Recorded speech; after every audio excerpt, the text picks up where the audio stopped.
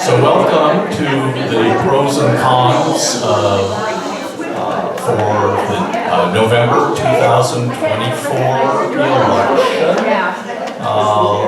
This is like the most popular event that we've had in a while. I hope this is not an indication that people are just confused, but maybe. All right. So I'm Dennis Marr. I'm the president of the League of Women Voters for this year. We're going to start with our pros and cons. We've had a good committee with Maryellen, Dick, Marianne, Gawain, and Marilyn, Maxner, and myself. And we've been giving this talk quite a few places. The election is on November 5th, and is this the right button? No, this is the button. There we go. You all know this, you're members of the League, but for the visitors who may not, and the League doesn't have support or oppose candidates or political parties. It encourages informed and active participation in government and influences public policy through education and advocacy. We study issues before we decide we're going to support them or oppose them. We have 10 propositions on the ballots this year. What are propositions? Are proposed laws presented to the public for a vote. We can make new laws with them. We can affirm or defeat existing laws. We can change them, or we can change the Constitution. Propositions are placed on the ballot by state lawmakers and by initiative. You've all seen people standing outside Safeway and other places asking you to sign petitions. That's what they're doing. How many votes? There will be 10 of them on the November ballot, and they will all be passed with a simple majority. Just to let you know about the budget, the California budget for 24-25 is almost $3 billion. Oh, isn't that what I said? I just can't deal with all those numbers. 300 billion, sorry. 211.5 billion of that is in general funds. 84 billion is in special funds, which are designed for specific things, and there's 2.5, almost 2.5 billion in bond funds. Our indebted capacity to bonds today is 35 billion have been issued, so which means our bond debt is $80 billion.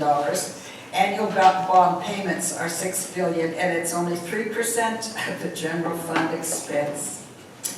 General obligation bonds are sold to investors and they're repaid from the state's general fund. They take 30-40 years to repay them. And payments are roughly twice the principal amount, as those of you who own houses know. If you pay off your mortgage, and those of you who bought cars on loan, you know the same thing. And now Marianne is going to talk to you about Prop 2. So this is a legislative bond put on the ballot by the legislature, and it proposes to authorize $10 billion for construction, and that could include new or renovation of public schools and community colleges. This is some context for you. There are 10,000 public schools in the state and 115 community colleges. And currently, the state and the districts share the cost roughly equally for whether it's renovation or new construction.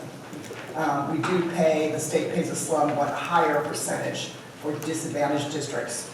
You can see low-income English learners and high proportion of foster youth. And the state is using bond funds for its share, its 50% share. There's quite a great need in the state because schools are outdated, and as we're going to see on the next slide, I think illustrates it dramatically. There are some real needs for repairs. The last statewide bond fund so there could have been local ones, but the state one was in 2016. So right now, 38% of students are attending schools that do not meet minimum standards, including 25% with damaged floors, walls, and ceilings, 15% major deficiencies, something like a gas leak, structural damage, and 14% attending schools with malfunctioning electrical systems. So this $10 billion bond would be allocated $8.5 billion for K through 12 schools, and that includes charter schools, but these are publicly chartered schools, and $1.5 billion towards the colleges. There's a little bit of a set aside for small school districts that are disadvantaged in raising money. And there's a specific small portion that is aimed at reducing water and lead levels at public schools. So this proposition would change the formula. For new construction, it would be, the state would carry 50 to 55%. And for modernization, which is something that you think might be occurring in needier districts where they're just trying to address some of those deficiencies we saw earlier, they would get nearly 2/3 covered by the state. The fiscal impact is about $500 million a year for 35 years. And what would it mean for local governments? This depends on the choices that they made. It may enable them to make repairs, but they might decide to maybe take on a new project inspired by this, and then that would be a higher expenditure at the local level. So I think we've all noticed that the propositions can be worded in a very confusing way, like, no, I don't agree that I don't want to not issue bonds. And so that's where we come back to this little yes or no, what it means, just for clarity. So a yes vote is supporting the issuance of the $10 billion in bonds for construction and modernization of facilities, and no opposes that issuance. The donors in support of Prop 2 are the California Teachers Association and the building industry. Dennis always likes to point out that to generate a publicity campaign statewide, it really takes about $10 million. So there's a moderate investment in this by the teachers and building industry. It's actually not a huge amount of money behind it. No one has put money into opposition. Here you see a list of supporters. Again, school and teachers. The Chamber of Commerce supports this. And LA Unified School District, one of the big school districts. The league, we don't make any comments here today, but if you were interested, you can go to the league's website and understand what they're saying.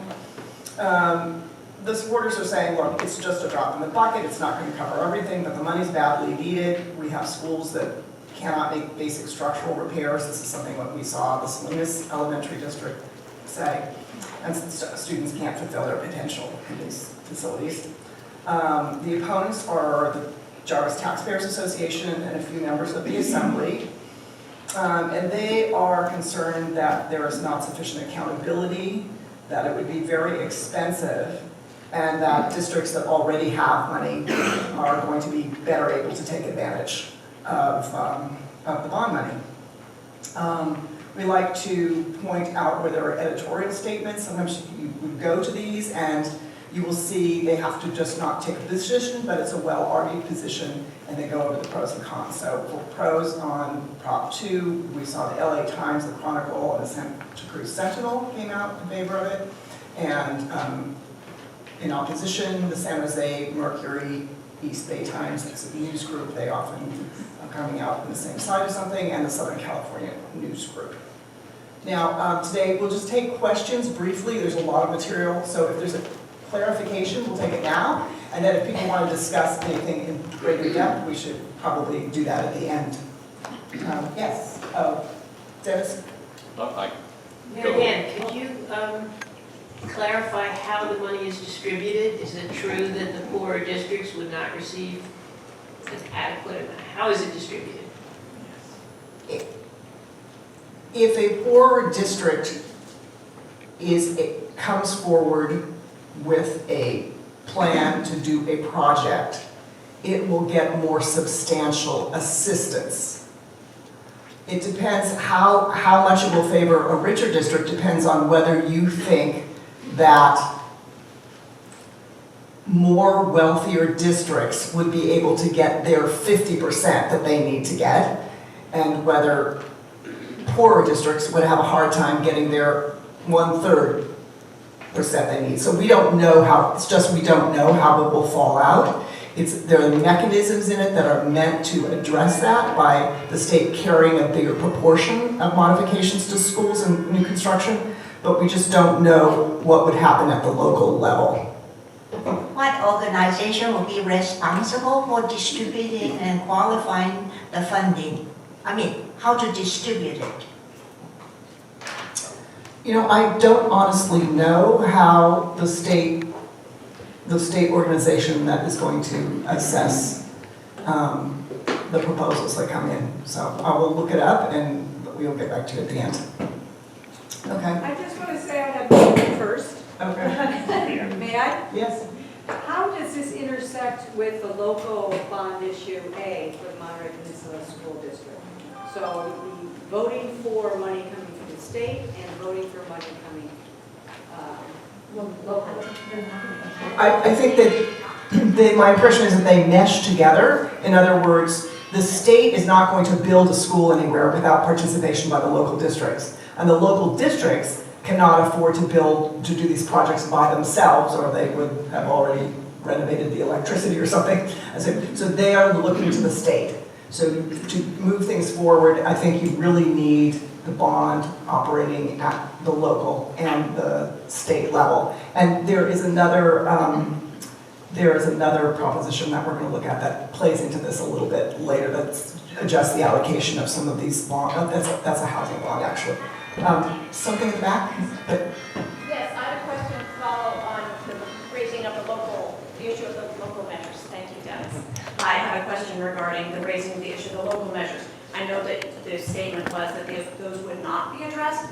However, I think it's a very important point to raise. It's a good question because I've seen social media questions that voters, in trying to understand these issues, don't understand how schools are funded.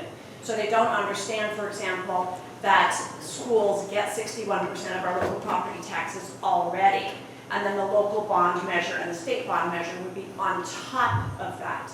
So I think there's a real disservice being done by leaders, just in general, who are not sharing that information, so that voters know that the question asked on social media that I saw recently was, well, if we vote down the bonds that are local and state, how will our schools operate? Well, the answer is with the 61% of property taxes that they've always got. So how would you address that issue, the fact that educating people as to how the schools are truly funded? I mean, point well taken, that maybe that should come forward, but on the other hand, I think some of this effort in this, my impression is that the effort in this bill, in this proposition, is to address the fact that some school districts have much lower property tax bases. And so that's not enough for them to address their needs, or I think we would probably not have a chart where we have such substantial numbers of students in effectively unsafe buildings, but I think we should defer this to the end now because we have 9 more propositions to go through. It's a good discussion, thank you. Yes. Proposition 3 is put out, it's an amendment to the Constitution, and it was put out by the legislature. And just so you know, we can't amend the Constitution and we can't approve bonds. The legislature can't do it by itself. It can only be done by the voters voting to do that.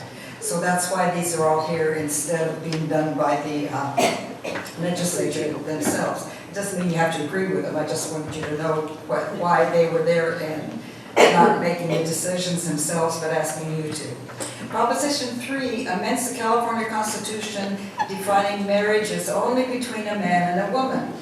If you recall, in 2008, we passed Prop 8, which amended the California Constitution to define marriage as only for a man and a woman. In 2015, the U.S. Supreme Court held that same-sex marriage is protected under the 14th Amendment of the American Constitution, and so California has recognized it since then.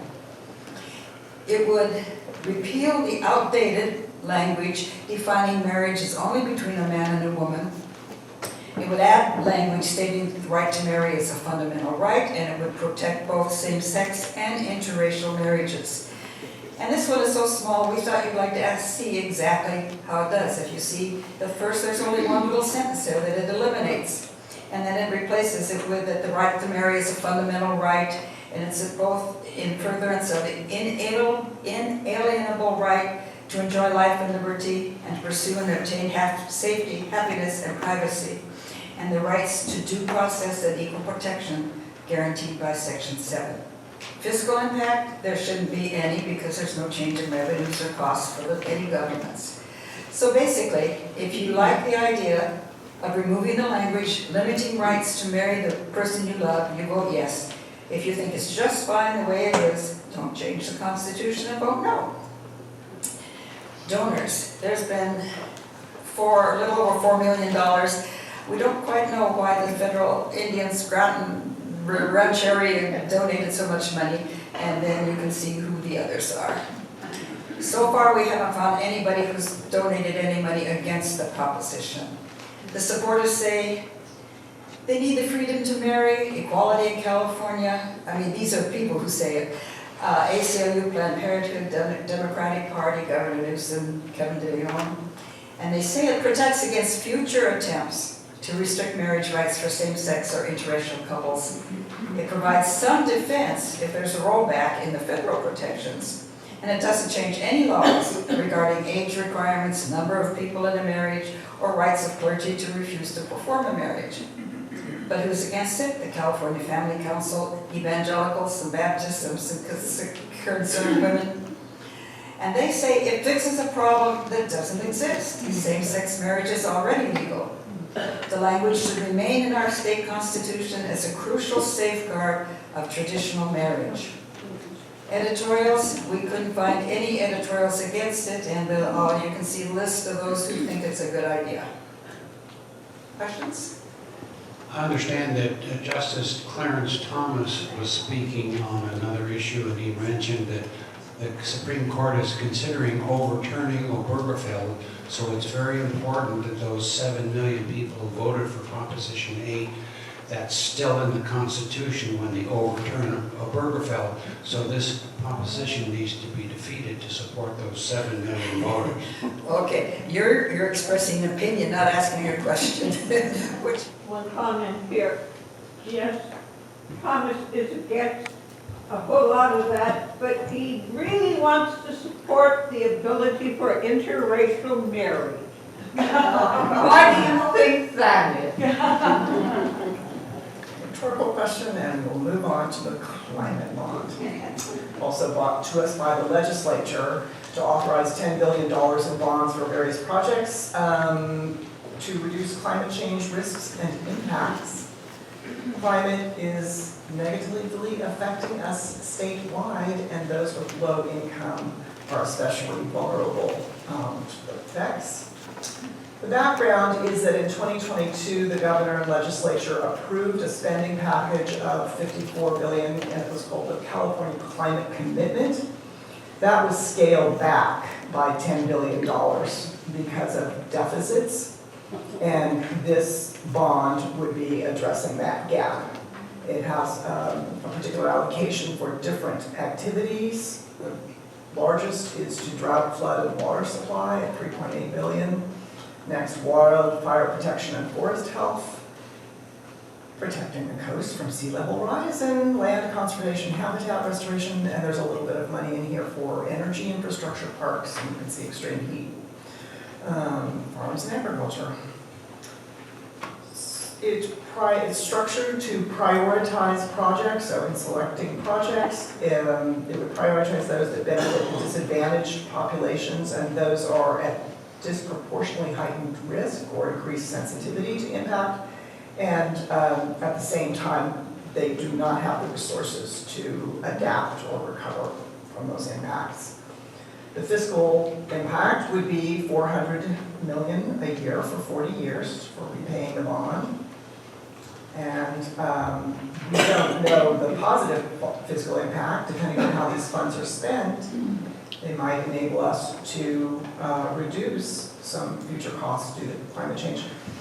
Based on a question we had elsewhere, it's helpful maybe to have a perspective on these $10 billion bonds, where you're talking $400 million a year.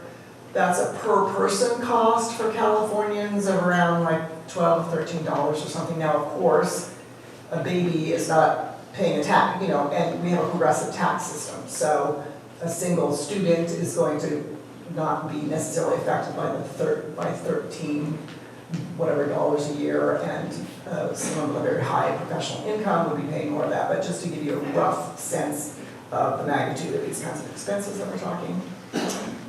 Pretty straightforward, yes and no. You're just supporting the issuance of this general obligation bond, addressing impacts of climate change, and no is opposing such an issuance. Not a huge amount of money spent in favor, but it's coming from land conservancies, Save the Redwood Leagues, sort of active locally, California State Parks Foundation, and we have not identified donors opposing it. The supporters are, again, environmental organizations, Clean Water Action, National Wildlife, Sierra, and then the firefighters, labor, League of Women Voters. I did see that the Chaparral Institute is opposing it, actually. They, as supporters, say that this is critical to the economy and the health of our citizens in the face of climate change, and that we're all feeling it and had better do something about it. The opponents are the Jarvis Taxpayers Association and some members of the legislature. Again, they are concerned that bonds are the most expensive way to fund government activity, and they would rather us not borrow money. They also say that there are unproven technologies that we might be putting money into with this bond money. The Bee and the Chronicle are in favor, and here's a few that San Gabriel Tribune, Mercury News, and Santa Cruz Sentinel came out. Do we know why the Sentinel is against it? And also, is this connected to the 30 by 30? Anybody know about 30 by 30? I don't want to get into it now, but anyway, it was a plan that we had to get to certain milestones by 2030.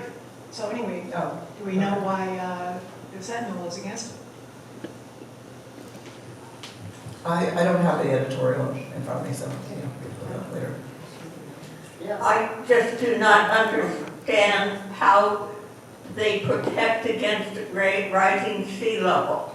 You can't put a big wall up to keep it back. How do they plan to protect against that? Well, I think it's adaptation as well as protection against, in other words, you're trying to mitigate some things that would happen, but there's adaptation, and that involves, for example, moving infrastructure, sewage treatment plants, highways, Moss Landing, that kind of thing is included in the options as well. Sylvia? Actually, it may be directly related or not. I have noticed the Proposition 2 and 4, both of them try to raise 10 billion. And in the case of Proposition 2, at the end of 35 years, it pays back 17.5 billion. And the Prop 4, at the end of 40 years, only pay back 16 billion. So both are funded by the bond issued by the government. I don't know who can I ask.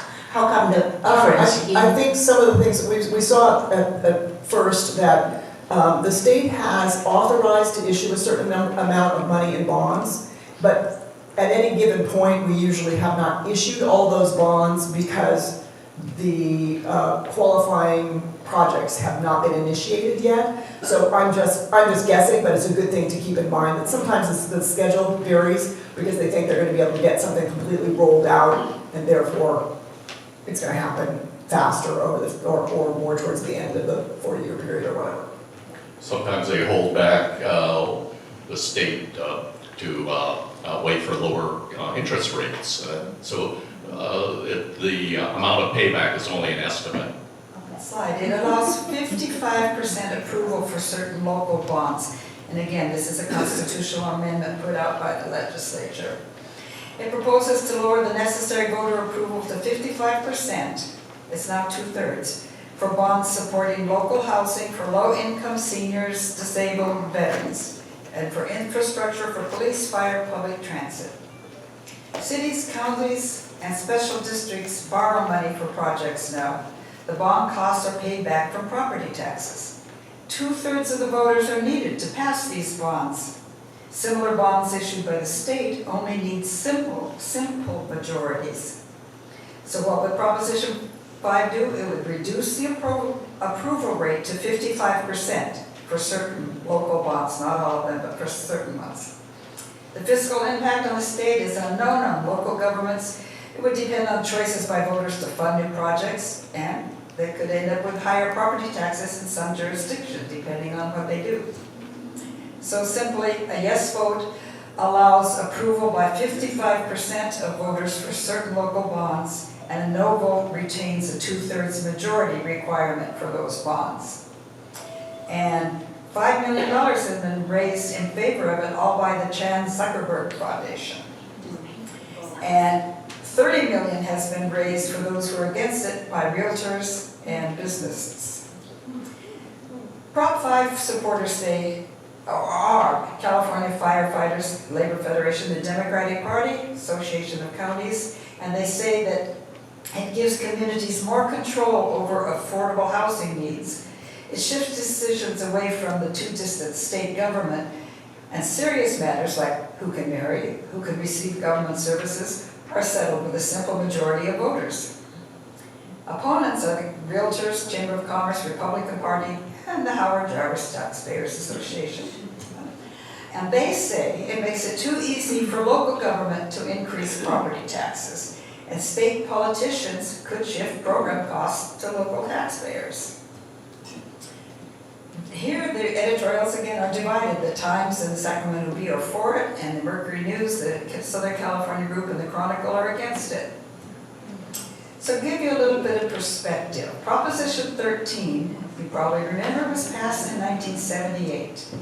It limited property tax to 1% of the assessed value, and it required 2/3 majority in local elections to raise specific taxes, not general fund. In 2000, we passed Prop 39, which would reduce the threshold for school bonds to 55%.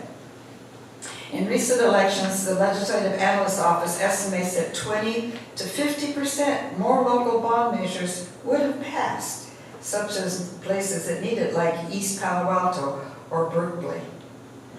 This is not, should be a question, but it isn't.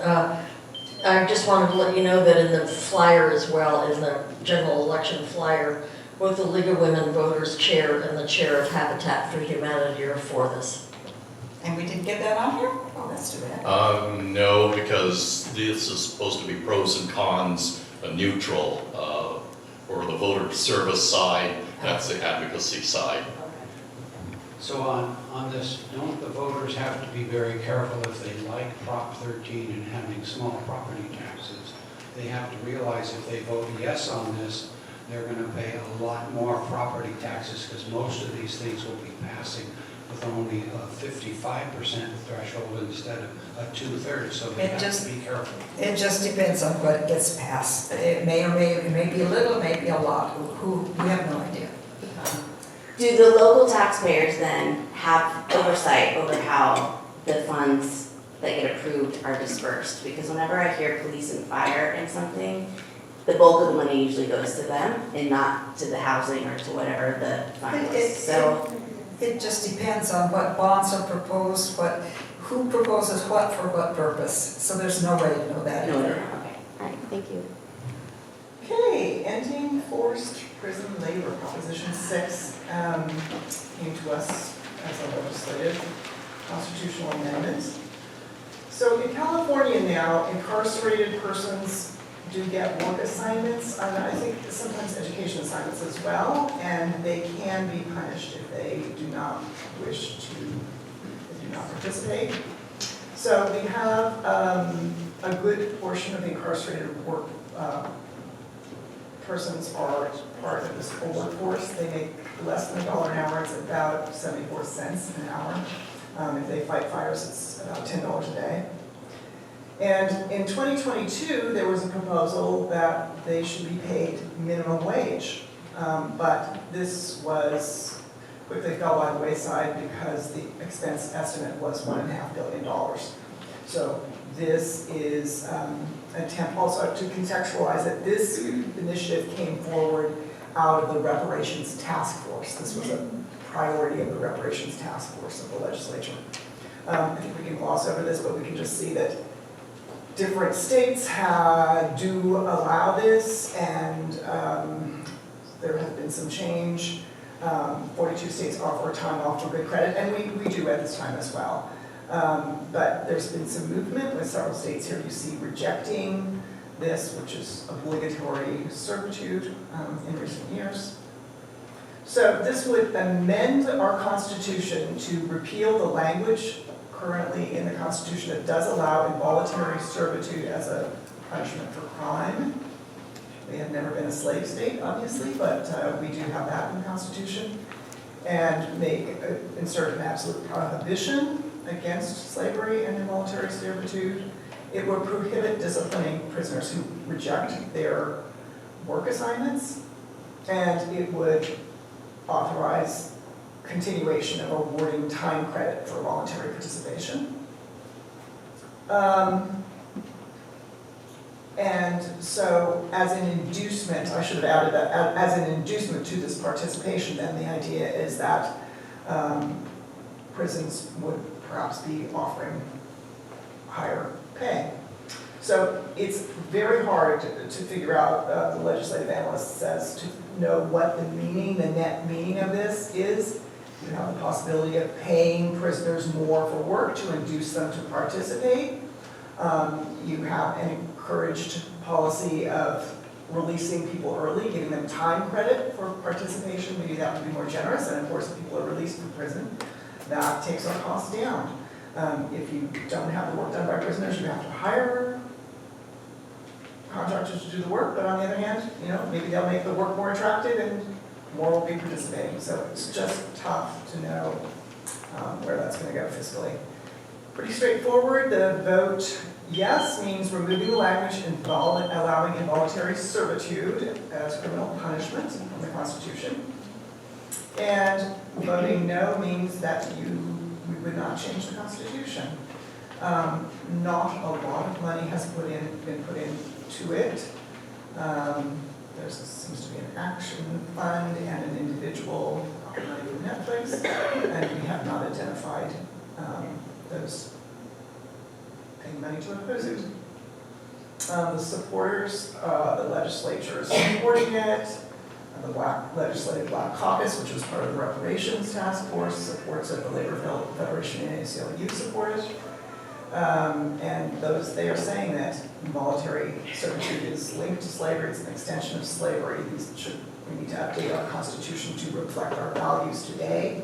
And they point to the disproportionate presence of African Americans in the prison population. And they say that courts don't explicitly order forced labor as part of a sentence, but effectively that's what is happening. The opponents are the Chamber of Commerce and the Jarvis Taxpayers Association. They say that inmates should not be empowered to dictate what chores they'll do, and this is all about enabling prisoners to reject work assignments. So the Bee and the Times came out in favor, and San Diego Union, Pasadena Star, and Mercury News are opposed to Proposition 6. Yes. I have two things. Early in this proposition, you skipped over a bunch of information about the states, different states. I wonder if you could go back to that slide. Sure. And my second question is, do you know what the actual situation is with inmates fighting fires? You made one comment that they get paid $10 a day. Yeah.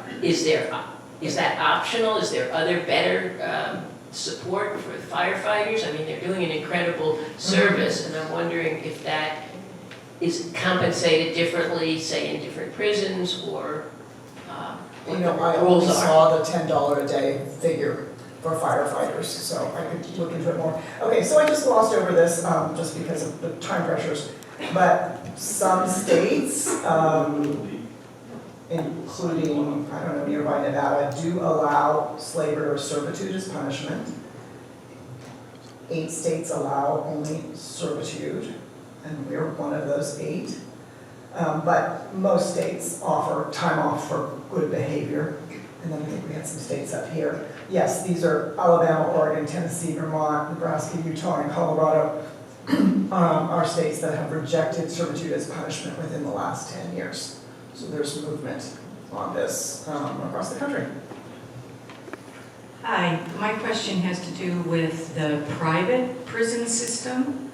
And it seems to me that do we have a large percentage of our prisons in California owned by private entities?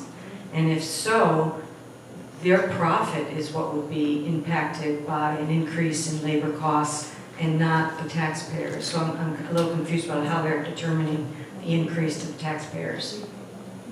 Yeah, I only saw one reference to that, so I don't feel that I can speak to it very authoritatively, but you're right, their profits could go down. I suppose that they might argue that then they would pass along their expenses to taxpayers by charging more for their service and running these prisons. If this passes, the prisoners in California could just say to the guards, I'm not going to do anything, I'm just going to watch TV and read magazines, and instead of paying for their keep, in other words, it costs them $60,000 to have them in there, they should be earning enough so that their imprisonment costs the taxpayers nothing. Right, my understanding is that they would in fact be able to reject work assignments. Were you able to enforce that with your teenage kids? Proposition 32 is an initiative statute. It came by all that number of people signing petitions. And you recall in 2016, California Senate bill increased the minimum wage to $15 an hour by January 1st, 2022, if employers had 26 or more workers. But for everybody by 2023. And the cost of living allowance was given if the inflation was more than 3.5%. Some California workers already have minimum wages higher than $18 an hour, including fast food workers, healthcare workers, and the California cities that have their own minimum wage laws. But what Proposition 32 would be by next January, they would raise the minimum wage to $18 an hour if you have 26 or more employees, and it would go up to that for everybody by 2026. And after that, it would increase the minimum wage by the Consumer Price Index for urban workers in subsequent years. What's the fiscal impact? It may push up wages for other workers, likely increase business costs and lower profits. Jobs could go down or up, but likely the change would be less than 0.25%. State and local government costs could go up or down. Higher wages would increase costs, but the number of people enrolled in Medi-Cals, food stamps, etc. could go down, reducing costs. So, a yes vote means yes, increase the minimum wage and add future CPI increases. A no vote means no, don't increase the minimum wage. There's only been $610,000 raised in favor of Prop 2 by Kevin DeLeon and Joseph Sandberg. And there's been only $65,000 raised for those who are against it. The business, restaurant, grocers, growers. Proposition 32 supporters are Joe Sandberg and California Labor Federation. And they say the cost of living is rising fast, but wages are not increasing commensurately. It will improve the standard of living for millions of workers, will improve the economy by making it so people can increase spending on rent, groceries, and other necessities, and it will reduce spending on welfare, food stamps, etc.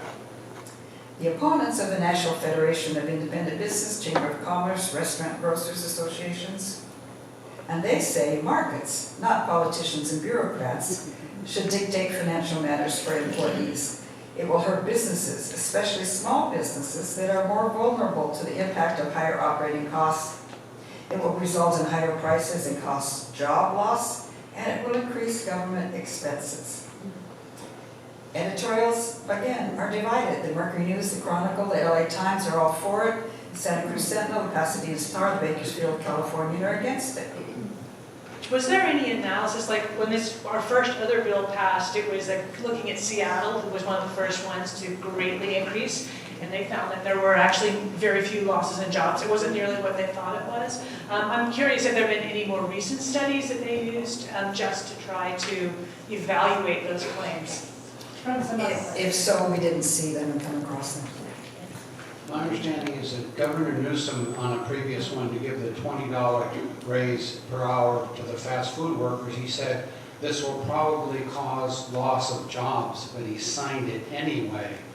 And so I believe, didn't some fast food, actual restaurant chains close and leave California because of that last It could be, I have no idea, we didn't include that in the study. Oh, okay, it's risky.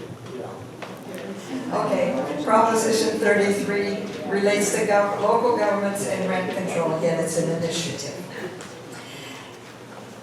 In the way it is now in California, the legislature passed the California Tenant Protection Act in 2019.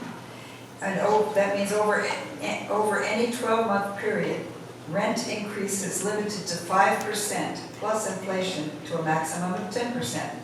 Some jurisdictions have lower caps. The legislature passed the Costa-Hawkins Act in 1995, which prohibits rent control on single-family homes or any housing built after 1995. And it does not allow limits on rent charged to new tenants. Proposition 33 would repeal the Costa-Hawkins Act, and it would prohibit any state limitation of local rent control, and it would retain the landlord's right to a fair return on investment, and court decisions decided what that would be. Fiscal impact, properties affected could decrease in value, property tax revenues therefore could decrease, and some tenants will benefit with caps on rent increases. So yes, vote yes, prohibits state law from limiting local rent control laws. Vote no, retains the Costa-Hawkins prohibition on local government. $42 million has been raised in favor of Prop 33, all by the AIDS, or most by the AIDS Healthcare Foundation. And $106 million has been raised for those who are against Prop 33, California Apartment Association, Association of Realtors. The Prop 33 supporters are AIDS Healthcare Foundation, California Nurses Association, Democratic Party, ACLU of Southern California, and they say it would permit communities to protect renters and it would give communities local control. The opponents, as you can see, are apartments and Chamber of Commerce, the Republican Party realtors, and they say it could help some tenants, but it would worsen the housing crisis in the long run by making an investment in new housing less appealing, and it could reduce property values. We couldn't find any editorials in favor of Prop 33, and the Mercury News, the Los Angeles Daily News, and the San Francisco Chronicle all are against it. To put it in a little bit of perspective, rent control differs from tenant protection laws such as tenant eviction without cause, and other non-rental control measures include rent subsidies and rezoning for higher density. I am a little bit confused. So the local, if this is voted yes, then the local government, not the people, can decide on changing the ratio of how much the rent can go up? Is that what the law is? Yeah, but exactly how, I don't know. I didn't research this particular one, right. so I don't have a lot of Okay. answers. But it leaves it up to the local jurisdictions. Do we know who initiated the initiative? The AIDS Healthcare Foundation. Right, and we're going to get, it's very closely related to the upcoming Proposition 34 that I'm going to discuss. But I do have just time to, I quickly was able to address the question Beth Bean had asked about firefighting. So I just want to clarify that now that is a voluntary training program. They have fire camps, participation is voluntary, they're learning a skill. It's for non-violent offenders. And so I don't think that that would be affected by this, so. Okay, so let's talk now about Proposition 34, it's a mouthful. It would require certain participants in Medi-Cal prescription program to spend 98% of their revenues on patient care. This is an initiative. And I think we just need to have the context that this is a very particular situation. So, Governor Newsom started it was an executive order, and he started a Medi-Cal prescription program. And what that does is it enables certain Medi-Cal providers to purchase at a wholesale discounted cost medicine, and then to sell it, to provide it at a higher cost, and to take that differential and to use that profit for their operations. Now, another piece of the context is that the AIDS Healthcare Foundation is a major operator of these Medi-Cal healthcare clinics, and it's got 56 of them.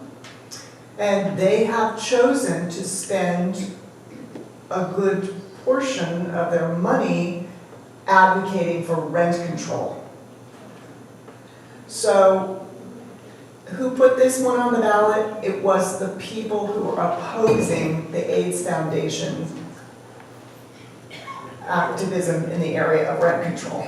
Okay, so as I say, the Medi-Cal providers are paid on a per capita basis. They can buy this discounted prescriptions from the federal government. The providers can then resell them, and the AIDS Foundation has used some of its income to support political causes, including rent control, mostly rent control. So the proposition would establish a new category of entities called prescription drug price manipulators, and say that these entities, but there's really only one entity that fits the bill, must spend 98% of their revenues on direct patient care and would be bound by ethical conduct restrictions. And if they continue to do price manipulation, which would be, I guess, then not fully spending 98% on patient care, they could lose their license or their tax-exempt status. At the same time, it makes this program that was authorized by the governor into firms that is permanently part of the law. So here again, we see how it is tailored to participants who participate in the federal 340B drug price discount program, have spent more than $100 million on purposes unrelated to direct patient care in any 10-year period, and they own, operate, or whatever multifamily dwellings, because the AIDS Foundation does this as well, and has some violations, and so they put that in there. Limited, physical impact is limited because few entities meet this criteria. Okay. What would it mean for the state? There would be some enforcement costs, but there are fees to cover them. We could say the state as a whole could save money if more of the providers' revenues were spent on patient care. That would alleviate a burden on the state.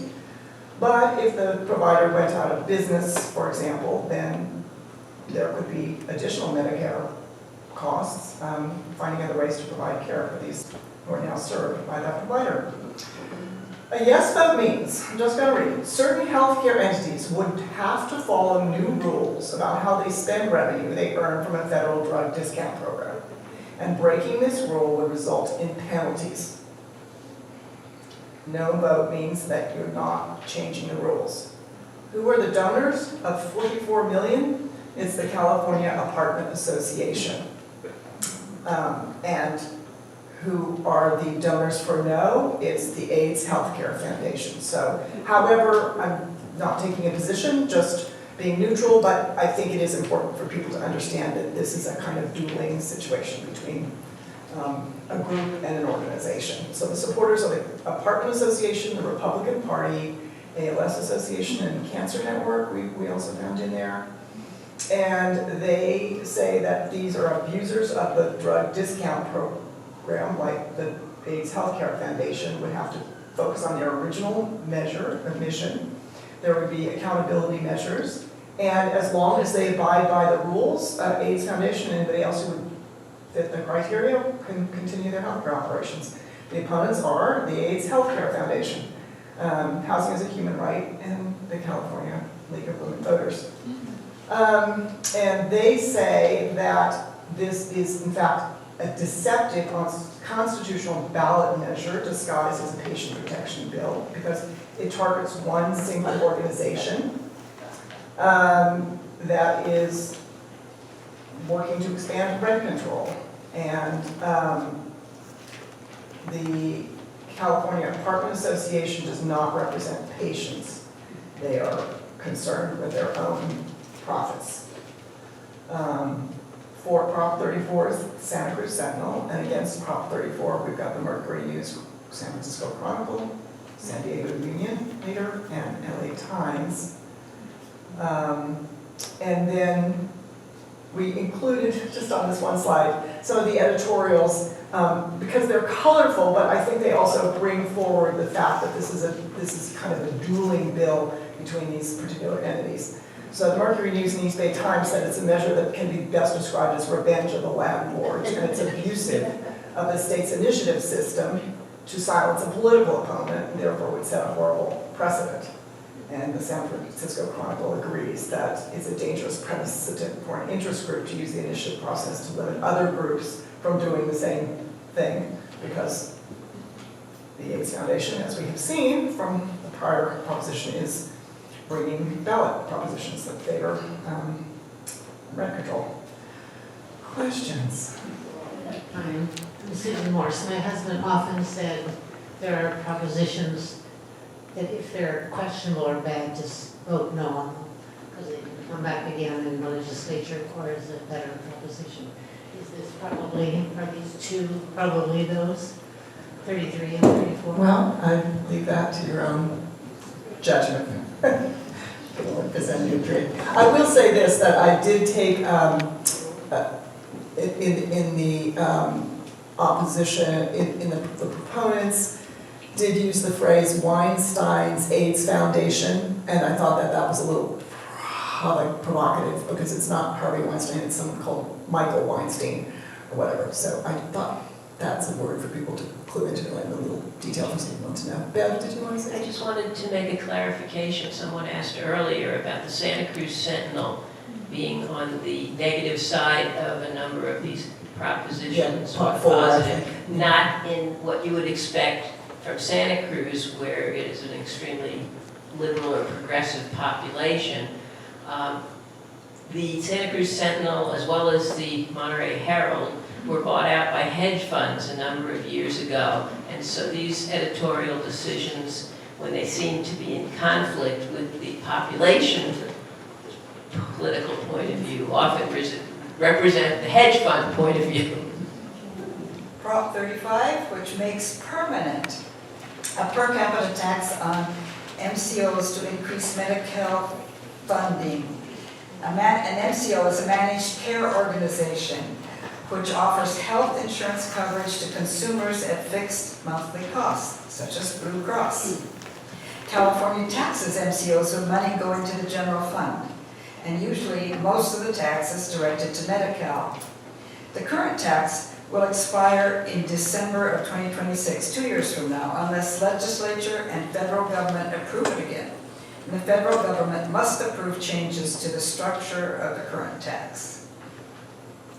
So, the 23-24 Medi-Cal fund sources now, 97 billion, over half of it comes from federal funds, 37 billion from California general funds, and 23 billion from other funds, and the total of what we spend on Medi-Cal now is $157 billion. Proposition 35 would make the existing MCO tax permanent. It would require revenues used primarily for compensation for services, primary specialty, emergency family planning, prescription drugs. It would require the state to spend all this tax money on additional Medi-Cal funding, not replace existing funding. Starting in 2027, after administration costs, the remaining tax proceeds would be allocated to the Medi-Cal program, health workforce initiatives, and subsidies for drug prices for Medi-Cal clients. The fiscal impact, $2 to $5 billion a year increase in tax revenues to enhance Medi-Cal funding, and that includes the amount we'd get from the federal government, and $1 to $2 billion a year decrease in general fund revenue. So if you vote yes, you support permanently authorizing a tax on managed care organizations and require revenues to be used for increased Medi-Cal funding. If you vote no, it means these new rules would not go into effect and the tax will expire in 2026. So we found $81 million supporting Proposition 35, California Association of Hospitals, Medical Response Medical Association. We haven't found any money against Prop 35. The supporters are the Medical Association, Planned Parenthood, hospitals, dentals, primary care, and both the Republican and Democratic parties.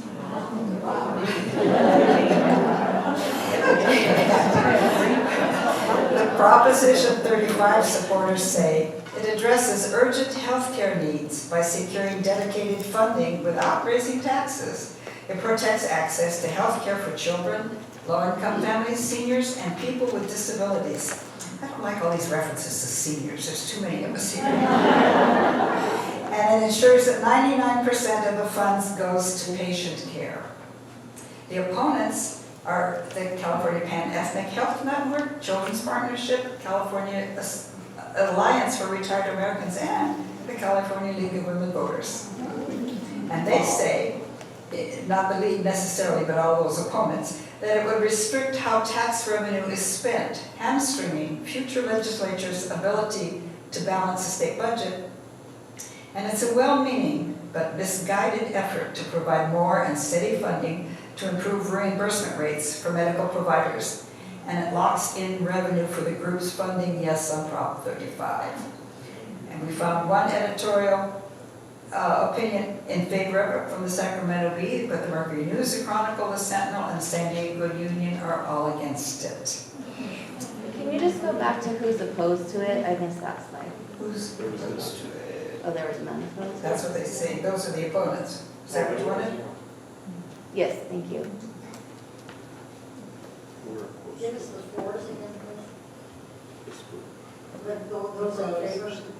Oh. Slide once more.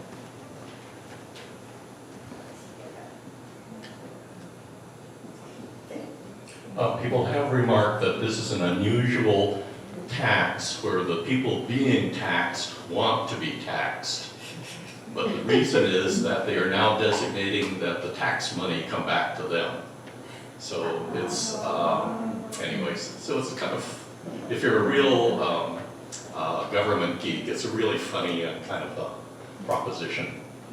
Can you go back to one of the very first slides, showing what existed before or existed? Well, it was 26, in 26 it'll get changed. In 26 it'll die. Oh. The tax has always been, because it was established by executive order, it's always been on and off. This proposition would make it permanent. But in 26, legislature, federal government could approve it again. If you observe government, it's highly unlikely that they're going to drop a tax.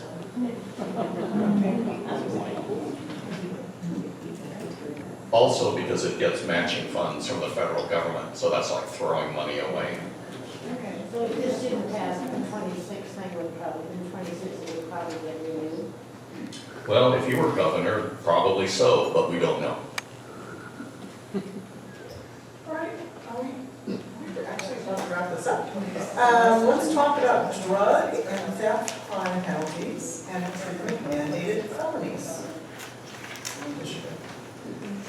Okay, so the background here is that in 2014, the voters approved Prop 47, which sought to reduce prison overcrowding. We had to reduce prison overcrowding, in fact, by court order because the prisons were so overcrowded. And part of the way that was accomplished was by reducing theft and drug crimes from felonies to misdemeanor something.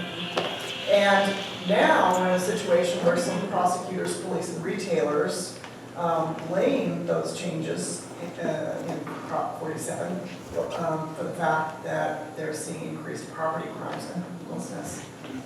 So Prop 36 would roll back some of the Prop 47 reforms. It's going to reclassify some drug and theft crimes from misdemeanors to felonies and create a new category of something called a treatment mandated felony offense. So that if a defendant did not contest charges, they would have an option for such offenses to undergo drug treatment in lieu of a prison term, and then they would be required to complete that treatment, or then they could be sentenced to prison. There's some tweaks as well to current law. It's adding fentanyl to heroin and methamphetamine as substances which, if possessed at the same time one possesses a loaded firearm, is a felony and punishable up to 4 years. And thefts of, this is an important point of discussion among proponents and opponents. Thefts of property valued at under $950, those are now misdemeanors. They would become a felony if you had 2 prior thefts. So it's a little bit of a 3 strikes and you're out on these lesser property crimes. What would it be the fiscal impact? It would likely increase state criminal justice costs because there would be more felonies being prosecuted, and taking those felonies through the state justice system is more expensive than for misdemeanors. And then it would be sending more people to state prison for a longer time, and there would be costs associated with having more incarcerated people.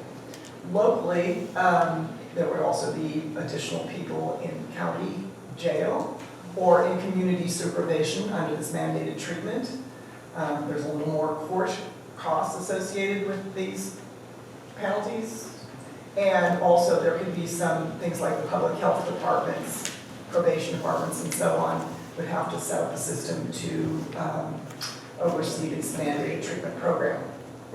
What would be the fiscal impact? Really, this is one, again, where we don't know. There are savings if these punishments or mandated treatment were actually effective in deterring crime and homelessness. And if they don't, we just have increased costs of the court and justice and prison system. So a vote in favor supports the partial repeal of Prop 47 by adding these new penalties for certain drug and theft offenses and this new sentencing enhancement of the treatment mandated sentence. And no vote maintains the punishments as they currently exist. The big box retailers are the money behind this, and it's been $14 million, so a substantial amount spent. The no donors are individuals and the SEIU, a little bit of money, and ACLU, just a little bit of money. The supporters include the district attorneys, the Peace Officers Association, the Republican Party, again, the big box retailers, Jarvis, Taxpayers Association, and then a few big city mayors here. We noticed London Breed and San Jose Mayor now. So these proponents are saying, look, this is the moderate midpoint. We were excessively strict and tough on crime at one point, and Prop 47 is proven to be too lenient. They also say that this would combat homelessness because drug dependence is such an important driver of homelessness, and they believe this would get people into drug treatment. And they believe that the only way to get them to treatment, in fact, is to force them into treatment. The opponents include the governor, various members of the legislature, including Speaker Rivas, ACLU, Democratic Party, criminal justice defense attorneys, and the California League. They contend that there are no studies showing that harsher punishments would prevent this kind of crime or homelessness. They say that in fact, sending people to prison longer is increasing the risk of homelessness. That this is really a reprise of the war on drugs, and it's going to be expensive and divert money from schools, healthcare, and other essential services. Also, maybe as I said before, the mandated drug treatment they do not believe is successful. 4 were in Independent Journal, Mercury News, San Diego Union Leader, the LA Times came out against. So I think I went over this, that we had an overcrowded prison system, that the Supreme Court actually ordered us to address it. That we have in the news some controversy about Prop 47. And there was a previous attempt to alter Prop 47, which was rejected by voters in 2020.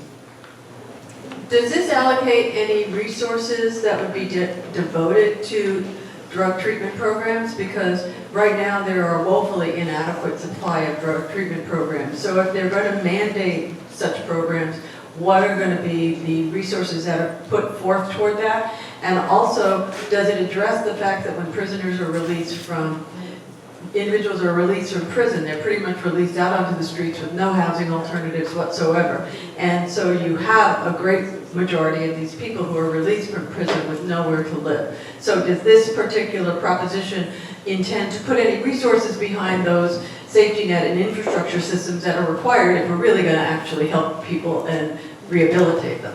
Yeah, quick answer, no, I didn't see any allocation of funds for that included. This is a little confusing. In other words, the opponents say that drug treatment programs don't work.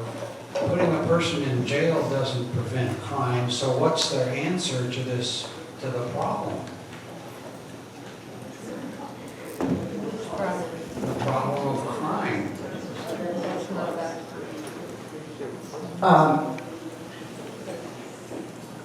You just read that they don't think treatment programs work and jail doesn't work. Right, How do you prevent again, people from- I don't want to get too creative with what other people believe, but I think that they would say that mandated treatment is not a system that works. The treatment should be focused on people who want treatment, which currently we do not fully provide. We do not have available beds. Voluntary treatment, certainly it works better. Thank you. So it seems like it does two things which are confusing. One, it says we're going to make some offenses that were felonies and then were made into misdemeanors. We're going to turn those back into felonies. That sounds like a good to me. And then it says we're going to require people who are drug addicts to go into mandatory treatment, which we all know doesn't work. So okay, so just to clarify, right? So that yes, it would once again make stricter certain penalties that were lessened under 47. The drug mandated treatment punishment would be something that would be available to certain kinds of offenders who chose not to plead, who accepted their guilty, who put in a guilty plea. So in other words, it's not, in that way, it's not forcing them into treatment, it's making a treatment option available to those who plead guilty in certain kinds of offenses and circumstances. Yeah, and I guess a controversy that maybe deserves to be brought forward a little bit is the 3 strikes thing. It's just hard to understand how that would play out because you have people who are repeatedly going just under the $950 limit, which, by the way, our limit is quite low in other states. It's more like $2,000, $2,500 in a lot of states, or where that line is. So again, opponents of this measure say now you're going to have 3 strikes and you can have someone who, I don't know, steals a sandwich from a vending machine and does some other, 3 trivial offenses. So again, I'm not taking a position on how it will play out. I'm just on how that discussion is. Yeah. I think we've all survived. Is this the end of the line?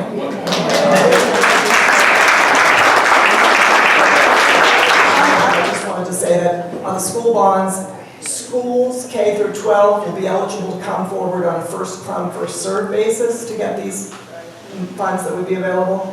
And then technical schools and some of the other projects, it's on a merit-based assessment. Janet, did you want? I would just like to say that this presentation is invaluable, but I cannot imagine most people spending the kind of time to figure out these complex questions, and they're really complicated issues involved in these propositions. It would be worthwhile at some point to see what the voting tendency is for propositions that are so complicated. Do people just automatically vote no? Yeah, I think it's a really good question, and I think it's just a general question for the state, whether we want to do, how much lawmaking do we want to do through these propositions, how carefully can they be written and tailored and examined, and how well people can understand them. But anyway, I thank everybody for their patience, and I hope it was a little less painful than sitting in a room by yourself with a stack of papers. That's all I can say.